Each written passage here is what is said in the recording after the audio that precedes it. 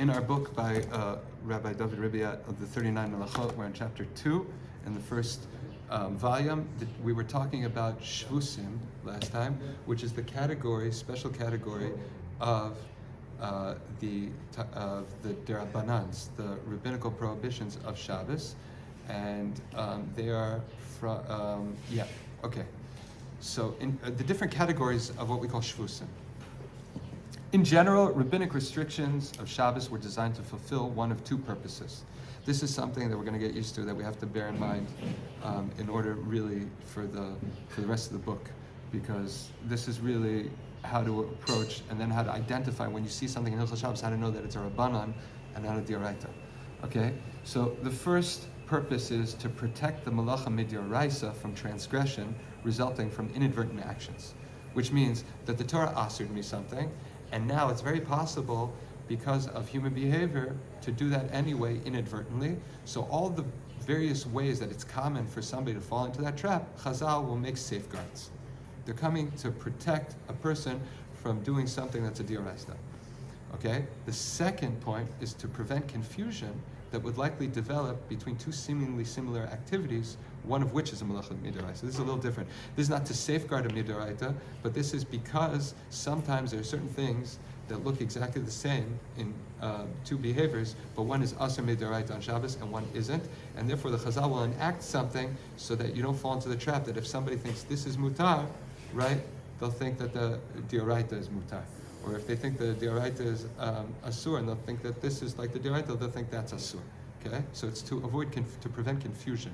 One is to prevent inadvertent action, and the other is to prevent confusion. Okay, one involves the body, and the other the mind. Also, as mentioned earlier, the principle of tishbos is an underlying factor behind the rabbinical ordinances of Shabbos. Remember, tishbos was a mitzvah dioraita that we have, that HaKadosh Baruch Hu says, not only must you abstain from malacha, but you must actively, imperatively, you must rest. So there's all kinds of questions. How do we do that? How are we mikayim that? So that was given over to the Chachamim to enact, however, to define that. Okay? Just say that. There are countless applications of these categories of rabbinic restrictions in all areas of Hilchot Shabbat. Many of them will be encountered and discussed throughout this work. Some shall be mentioned in the following paragraphs. Rabbinic ordinances preventing inadvertent transgression. The following are examples of rabbinic ordinances designed to protect the individual from violating a malacha inadvertently. Here are some examples, just to get the point home. The malacha of kotzer. Okay, kotzer is to reap, to cut down your grain. Detaching a plant is the malacha of kotzer. To protect people from inadvertently detaching fruits, leaves, branches from a tree, the sages forbade any form of use of a tree on Shabbos or Yom Tov. Okay? Meaning we're concerned that if we let you climb the tree, you may snap off a leaf. Not that you would intend to, and there's nothing overtly wrong with climbing a tree, but that's a safeguard that the rabbis enacted to prevent you from inadvertently doing a malacha midoraisa. Okay? Therefore, one may not climb a tree, lean against a tree, or even place items upon a tree, or remove items from a tree. Okay, I just have a word of caution. Just because we know the reason why the Chachamim enact something does not mean that based on that understanding, we can decide when and it applies and when it doesn't. Meaning, since I know really why the rabbis were worried that I wouldn't, but I got this one. So it doesn't work like that. Because there was a concern by the rabbis did this. Once they enacted this, this becomes integrally Hilchot Shabbat, and that becomes the form of Shabbat, so that one who does not conform to that is essentially not keeping Shabbat. Like we said always, they are empowered and they are asked to define Hilchot Shabbat from the Torah itself. So even though let's not make the mistake that even we want to understand in each case the value and why they make a particular transgression or a safeguard, to understand that that is something that we have to safeguard against. But don't make the mistake that once you understand that you can, that it's up to your kind of discretion. Okay? Therefore, one may not climb a tree because they made that transgression. Now we can't climb a tree, lean against a tree, or even place items upon a tree, or remove items from a tree.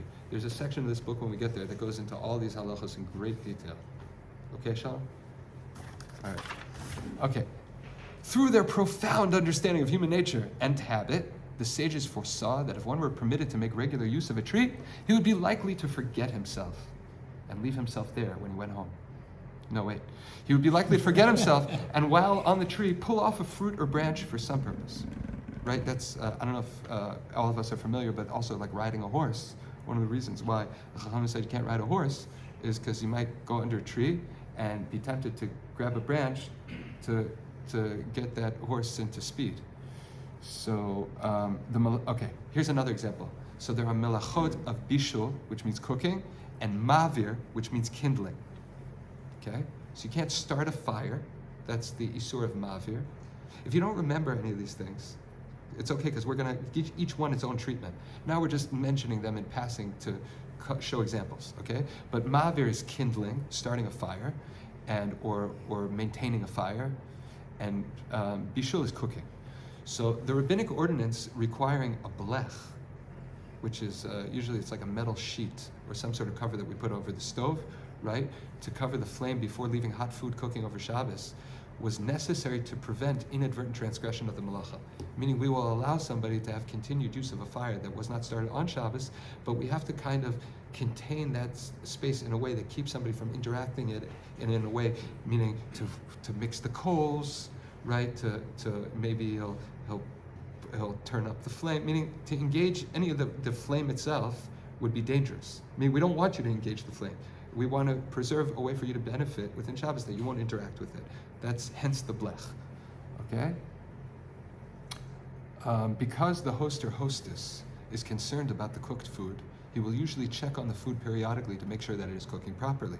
If he discovers that the food is underdone, he's liable to forget himself again and raise the flame before realizing that this small act is a serious chilul Shabbos. To prevent this possible transgression, the sages required that the flame, and preferably the knobs, right, be covered. Covering the flame and knobs makes adjusting the flame more difficult, thereby serving as a constant reminder that raising the flame is prohibited. Okay, so that was the example of things that the rabbis instituted to keep us from making accidental acts that are forbidden. Now, these are the ones that are examples to prevent confusion. The following are examples of rabbinic restrictions designed to prevent confusion that would develop if non-malacha acts that were outwardly similar to any actual malacha were permitted. So, we mentioned this before, there's something called zorea, which means to plant a seed. Sowing a seed in the soil. However, planting the same seed in an indoor flower pot is not a midioraisa of zorea.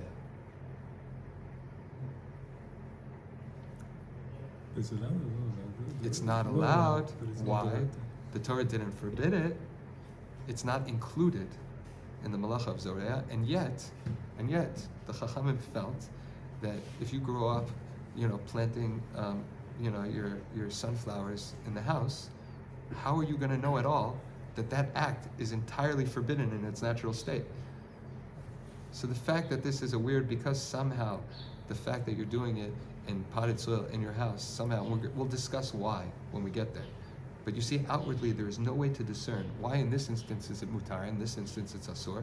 Therefore, blanket off limits. Okay?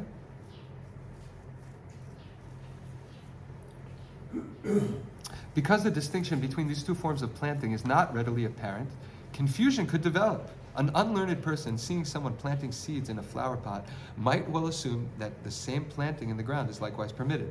To prevent this sort of confusion, the sages forbade all forms of zorea in a flower pot as well as the earth. Okay, another example, kosev, writing. Inscribing two characters or symbols is the malacha of kosev midioraita. Right? The Torah forbids actually writing two characters together. That's the shiur. That's meaning less than two characters together.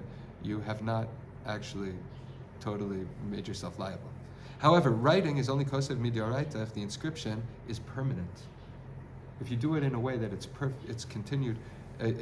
considered permanent on the surface or with an ink or a mark that's permanent, that is the malacha midioraita. If it's not permanent, it's not the malacha midioraita. If you see somebody writing with a marker and it's not permanent, how are you going to know that that's the reason why it was okay? If the ink will fade away or the writing surface will disintegrate shortly afterwards, the writing is not a dioraita.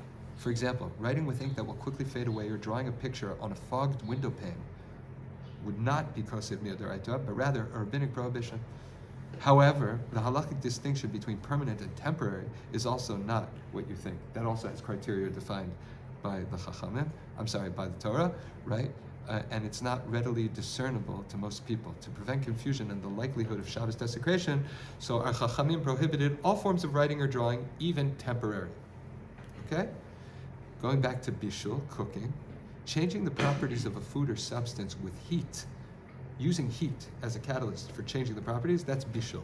For example, frying an egg in a hot frying pan or melting wax by pouring hot water onto it from a kettle is bishul midoraita. Okay? In the case of the wax, obviously it's not food, but still you're using heat, right, to change something, right? In that case, that's for whatever reason that conforms to the isser of cooking on Shabbos. However, not all forms of heat can cause bishul midoraita. Check this one out. One of the exempted forms of heat is solar heat. Bishul b'chama, cooking with the sun. Okay, for example, one may fry an egg in a frying pan that became hot in the sun, according to the Torah, meaning just on the level of Torah, right? However, allowing this form of cooking to be done would cause confusion between forbidden and permissible forms of bishul, and Chazal therefore prohibited it. Why is it okay in the sun?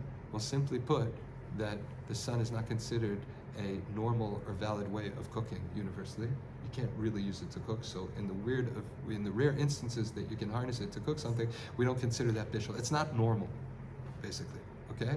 But we can't distinguish in actuality between the two, and therefore it's blanketly, any bishul, even with the sun, is asur. What about taking ice out of the ice blocks? So are you cooking? That's a good. Are you cooking? Are you using heat? Or are you allowing it to go back to its regular temperature? So there's a lot of halachos about changing states of things, taking water and freezing it, or making jello. So we're going to discuss that. Okay. You reminded me, actually, it's kind of related, but the question is, if you have ice in a drink, okay, so there are cases where if you want to put hot water in a vessel and you just rinsed it out and it has droplets, you have to make sure, dry it out, that there are no droplets of cold water in, because they will be considered cooked when you put the hot water. There are things like that. You become very keen and sharp, and technically when you learn this stuff, but there's a learning curve, and it's tough. Okay, C. Okay, we want to talk now about specific rabbinic ordinances. Included within the general framework of rabbinic restrictions are separate sub-ordinances with their own systems of bylaws. However, the general principles of the rabbinic restrictions of Shabbos form the basis of these sub-ordinances. Two of the major rabbinic ordinances of Shabbos shall be discussed in some detail in the following chapters. They are, we talked about Tishbos, and we talked about Shvusim. Shvusim is the general category of all rabbinic prohibitions. We just subcategorize them into two different kinds, meaning kinds that we do to avoid confusion and kinds that we do to avoid inadvertent transgression. And now we have more categories with their own laws. For example, muktzah, right? The restrictions of handling certain objects. That is a whole category of rabbinic restrictions, and they have their own rules, okay? And then there's something called amira la'akum, and that's when you intimate to a non-Jew who is forbidden to keep Shabbos to do something for you that you could benefit, that you wouldn't be able to do yourself, that you could benefit from on Shabbos. That is a whole body of laws that we're going to discuss. Okay, how are we doing for time? Yeah? Okay, so we're going to start now. This is the beginning of muktzah. Okay? Until now, all our introductions were a conceptual framework and examples. Now we're going to actually start getting into a body of laws that we can try to understand and learn. Okay? Okay, so muktzah means it's terminology that we use to talk about things that are they're set apart, meaning they're off limits. Muktzah is a system of laws restricting the movement and handling of various categories of objects or substances which are set apart. For example, one may not handle money, rocks, twigs, debris, paints, scissors, tools, and many household appliances, to name just a few. The general concept of muktzah is like this. There's something called mukhan. Mukhan means prepared, Muksa is basically a restriction on objects that were not prepared before Shabbos, meaning it's a little counterintuitive. Muksa means set apart. Dedicated. But muchan, right, we want to mean dedicated, set aside. Meaning if there's something that normally, there are different reasons we're going to talk about what makes something muksa. But if something is muksa or can be muksa, right, unless you set it aside for something you're allowed to do with it on Shabbos ahead of time, default it's muksa because of its nature. Okay? And we'll talk about what kind of object, what kind of natures of objects determine its muksicality. Okay. So the absence of preparedness in this sense means that for one reason or another, persons would not expect to use a particular item on Shabbos, and items of this general description are referred to as muksa, hence the rabbinic ordinance known as muksa. One can identify the concept of muchan, meaning set aside or prepared before Shabbos, at the root of any of the basic categories of muksa, as shall be seen further.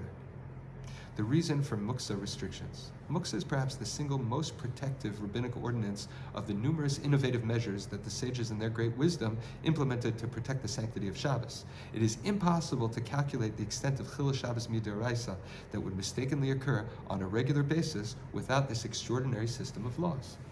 Yet there are differing views among the Rishonim, those early Talmudic commentaries, on the precise reason behind this rabbinic restriction. So the theory, depending on how you understand the theory, will shape practically how you apply some of these halachot. Okay? Some explain that this is meant to prevent inadvertent malacha, like we described. For example, unrestricted freedom to handle any sort of object or tool not designated for any Shabbos needs could lead one to impulsively make a quick repair before realizing his transgression.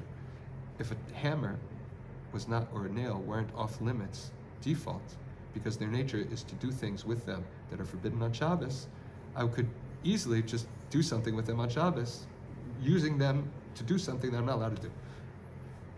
We'll see that with the laws of Shabbos, the laws of Muksa, a hammer, because its nature, it's identified, meaning it's primarily there to do an act which is forbidden on Shabbos, it's by default Muksa. However, if you set it aside for something ahead of time for Shabbos, it won't be muksa. And if you need it for something specifically that you can do on Shabbos with it, you would be allowed. So for example, let's say my nutcracker broke, and I have walnuts here, and I want to eat a walnut. I may take the hammer, which is normally muksa, but I could use it to open the walnut. I can't touch a match on Shabbos because a match is used to light fire. But if I don't have a toothpick and the match can be used as a toothpick, I'm allowed to use it as a toothpick on Shabbos. Okay, there are restrictions. We're going to talk about this. Okay, but because the nature of the item, the object, in its default, is to do an act. It's meant to do an act, which is forbidden on Shabbos. So its default position is muksa. Okay. Others explain that it was enacted specifically to protect the malacha of hotza'ah. Right? There's a whole body of laws on Shabbos about taking from one domain to another, removing from a personal domain and taking to a public domain, or taking from a public domain an object, carrying it into a private domain. And if we didn't have an awareness of objects, qua objects, and we didn't have a conscientious kind of approach going into Shabbos, what objects have use that we're going to use, they don't have a place in our framework, it's easy to take something ad hoc and end up carrying it outside of a domain. So it was primarily for the concerns of hotza'ah, according to some Rishonim, that the whole body of muktzah laws was conceived. Okay, for example, if one was permitted to handle any sort of object, he might forget himself and bring it from where it is, in the Rishus HaYachid, in the personal domain, to Rishut HaRabim, to a public domain. Transferring items from place to place is a commonly needed activity and comes almost as second nature. There is therefore a real danger that unrestricted handling of any items could unconsciously lead to hotza'ah. Yet another opinion explains that the Muksa ordinance was meant to preserve and protect the character of Shabbos as a day of rest, meaning it's just so we're just going to limit your activity to make it more Shabbos friendly. The restriction against handling tools and undesignated objects serves to reduce the natural tendency toward busy household projects and activities and elevates the sanctity of Shabbos. Regardless of the various underlying reasons for the muksa restrictions, it is clear that the importance of this rabbinic ordinance cannot be overstated. Okay, so there's something called tiltul, the touching of muksa. Okay, contrary to popular belief, the laws of muksa do not prohibit touching a muksa item. Okay, tiltul means to actually move it. Okay, so handling it, like uprooting it. In the Gemara talks about tiltul, about hotzah, right? And it talks about like if an object's at rest, to lift it up, to unground it from its place of rest, it is essentially, right, moving it. So the handling of something, right, which is moving it, is called tiltul, and that's how we identify what's prohibited. Meaning, to stick your finger out and touch something is not a violation of muksa, but to grasp it now is. Okay. One may touch a car, log, a large rock, a tree, etc., as long as they do not move it, as long as the thing doesn't move as a result of you touching it. Now, he just said you can touch a tree. We're going to see later, we said you can't lean on a tree. So even that, we're going to talk, okay? Okay, similarly, one may remove a non-muksa object that is touching, leaning upon, or on top of a muksa object, okay? Example, one may remove a hat or jacket that is draped over a large rock, or lift a sefer that is resting upon money or a wallet, okay? One may also place objects, or even oneself, upon a muksa item. One may sit or place a non-muksa object upon a log or a large rock, even though the log or the rock are muksa. You wouldn't be able to lift them up or move them. The permissibility of placing things upon muksa items does not apply to trees and animals. Placing items on an object constitutes halachic use of the item. Trees and animals are restricted from any use under an additional rabbinic ordinance known as shimush. You're going to have to wait till section 3 for that. However, if touching it will inevitably cause the muksa object to move, then touching the muksa item would be forbidden. The act of touching it would then be equivalent to moving it. Meaning if it's inevitable, right? Touching it's going to move it. One may not touch a dollar bill or a hanging fixture because even a light touch is likely to cause these items to move.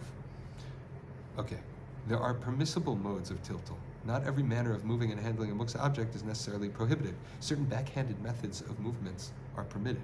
One may kick a muksa item out of the way for the purpose of protecting it or other persons from damage or loss. A tool, papers, coins, a container of toxic substance, right? So you can actually move it, but you have to take pains of your limited involvement in how you move it, right? We may find that you may actually go and displace it and carry it to another place, maybe, but you're supposed to use a shino. We're going to talk about that.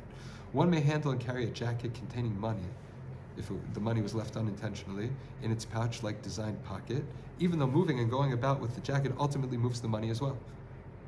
That's fascinating. However, one may not wear the jacket or any garment containing money for fear that he may inadvertently wear it outdoors in Rishus Harabim, where it is forbidden to carry. The money may be shaken out, however, and the garment may then be worn. There are principally two modes of tiltul that are mutar. Here's more terminology. There's tiltul min hatzad.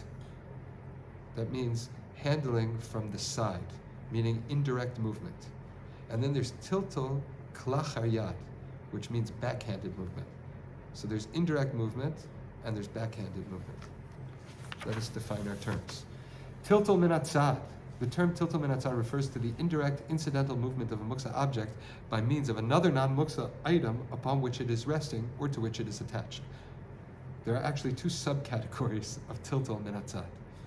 Okay, so I think the case would be like this. You have something that is mutar for you, something you're allowed to handle, resting on something that is muksa, okay? And you want to take the thing off, right? What? We're talking about muksa. I'm sorry, you're right. We're talking about handling the muksa, right? Okay.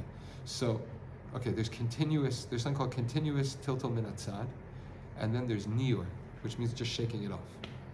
Okay, this refers to tiltul min hatzad. Continuous tiltul min hatzad is the continuous indirect handling of a muksa object by means of another non-muksa item upon which it is resting. Like in the case with the jacket, right? And you have the money inside.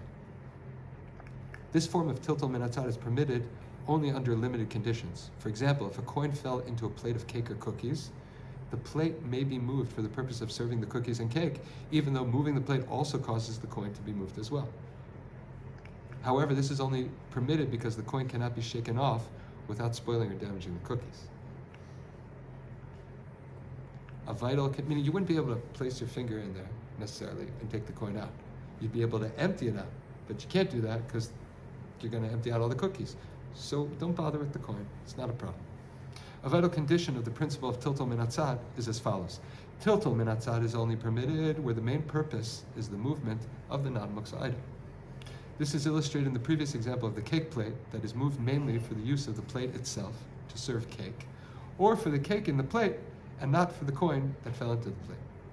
This condition is known as tiltul min hatzad letzorech davar hamutar. This means moving from this, meaning min hatzad. What's the word when it's not primary in English? I mean, yeah, but it happens because as a consequence. Right. It's getting a free ride here. I mean, you're not moving the coin, you're moving the plate, right? So tiltul min hatzad litzorech, for the need of davar mutar, that which is permitted, right? You're moving the coin now, right? Together, I mean, the coin is being moved together with the plate because of the need for the thing within the plate that is permitted. Litzorech davar hamutar. Indirect movement for the use of permissible non-muksa item. Thus, the movement of non-muksa item can only be permitted when done primarily for its purpose, i.e., for example, to bring it or remove it elsewhere. One may not move the non-muksa item for the sole purpose of transporting the muksa item. You want to, right? You can't move the plate of cake for the coin.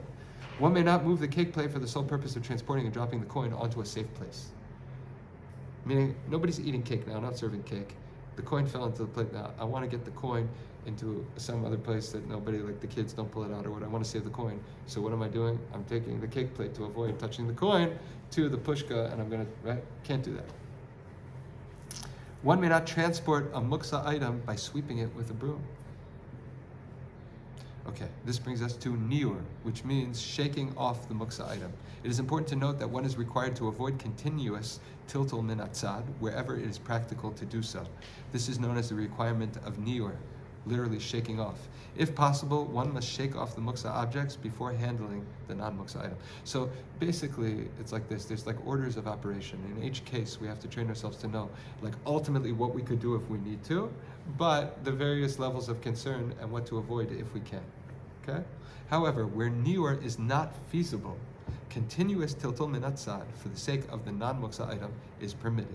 Therefore, one may move a plate of cookies or cake with the coin inside because to remove the coin permissibly would inevitably require shaking out the contents of the plate.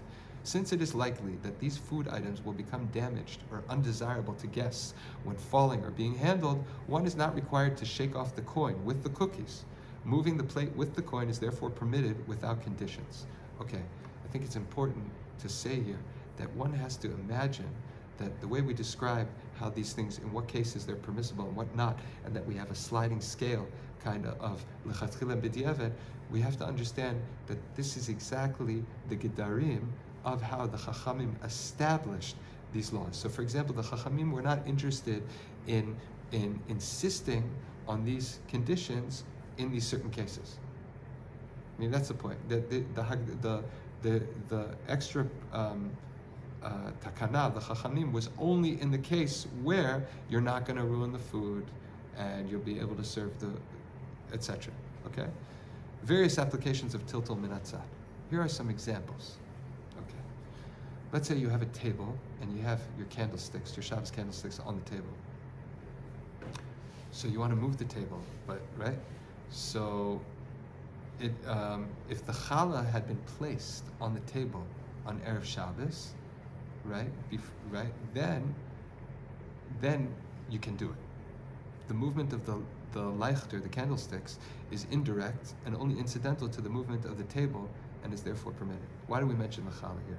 Okay, so there's actually a halacha that there's something called a basis l'davar ha'aser, which means that you have an object that serves as a resting place or a basis, right, for something that's muktzah.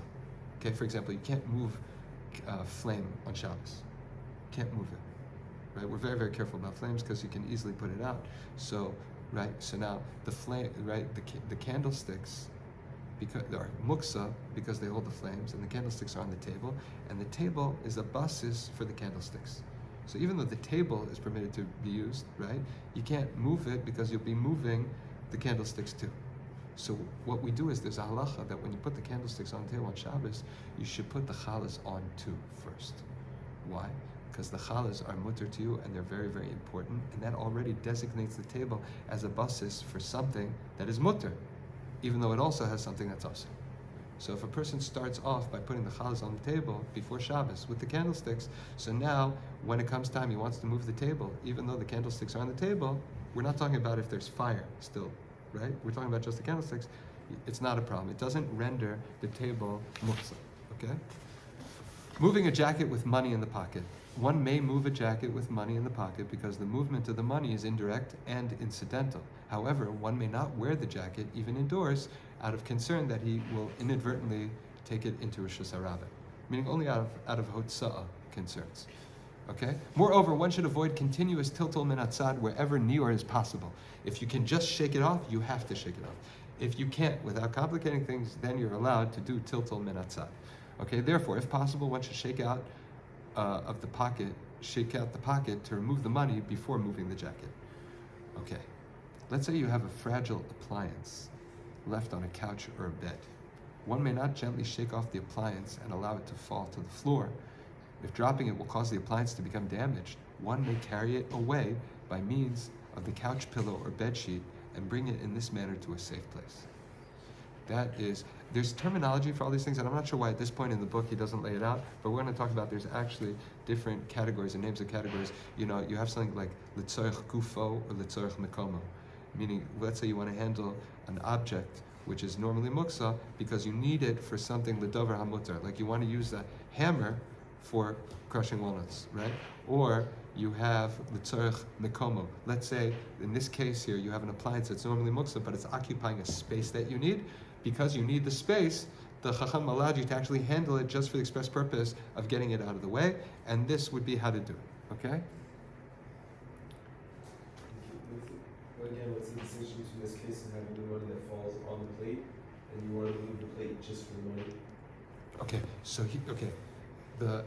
here, normally we would say, because you're allowed to move something which is muksa when you need the space, but you have to do niur.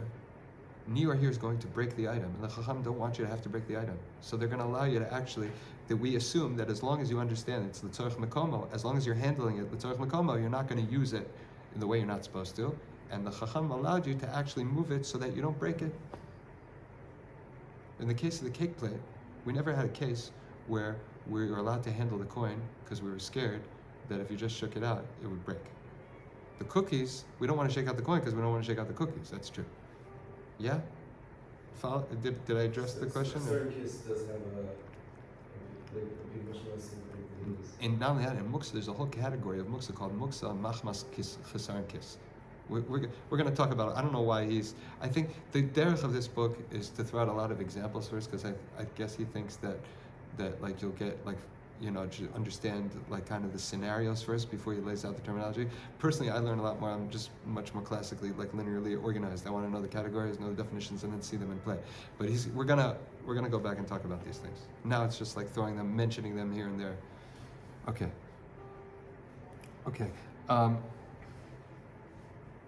If muksa items were unintentionally left on top of a jacket, the jacket may be pulled from beneath the muksa items. Okay, house keys on a ring together with car keys. Right, you have car keys on the same ring as your house keys, and the car keys are muksa. One may grasp the non-muksa house key, even though the other keys will also be carried along. However, one should try to remove the muksa key from the ring before Shabbos. You really should, to preserve the sanctity of Shabbos. Why mess with it? You know, it's very nice, all these little rituals we have before Shabbos. Like remembering, wait a second, I don't have a weekday key ring in my Shabbos key ring, so I have to remember to take that out. But if you didn't, it's okay, you know, you get a pass. Meaning, as long as you don't handle the key itself, it's okay. Okay. So that was, so now that was all tiltul min hatzad. Now we're going to talk about tiltul klachar yad. Klachar yad means backhanded. Okay? It refers to any awkward or abnormal mode of handling or moving an item.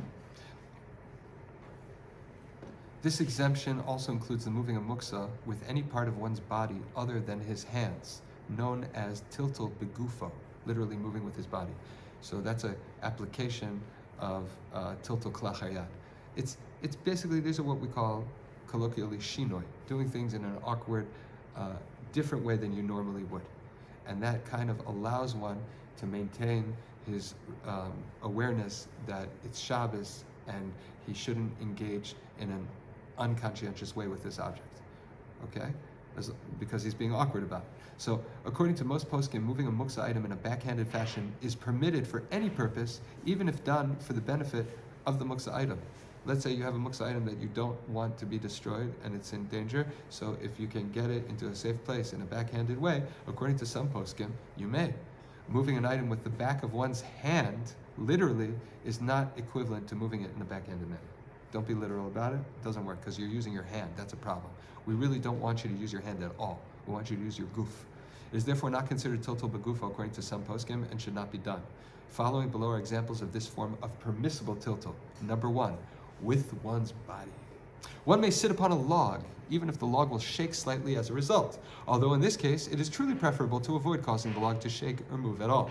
With one's teeth, one may remove a wallet from the Shabbos table and bring it to a safe place by imitating his Labrador. By grasping it between his teeth. With one's elbow, a rock placed on a heavy couch or on the Shabbos table by a child may be knocked off with one's elbow. Whoops. One may close the door of a muksa appliance like a dryer with his knee or elbow, as long as the dryer's off, or it doesn't turn off the light, right? Okay. With one's breath, one may blow at a muksa item and channeling his Kryptonian heritage, right? If the muksa item is light enough to be moved in this manner, like paper money, mail, or stationery, right? You can move it with the power of your lungs.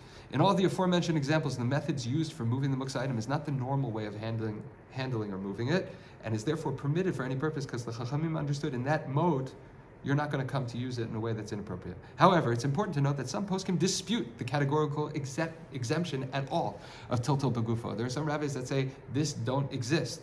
They rule that moving a muksa item by means of one's body is halachically as prohibited as handling the muksa item in a normal way, and therefore should be asur. It is therefore proper to refrain from moving muksa items in this manner unless there is a pressing need. Okay. So now we've gotten up to this next subsection is going to actually talk about the different categories of muksa, and it's involved, and it goes on. So I think this is a good place to pause and to pick up next time. Baruch Hashem li'olam, amen v'amen.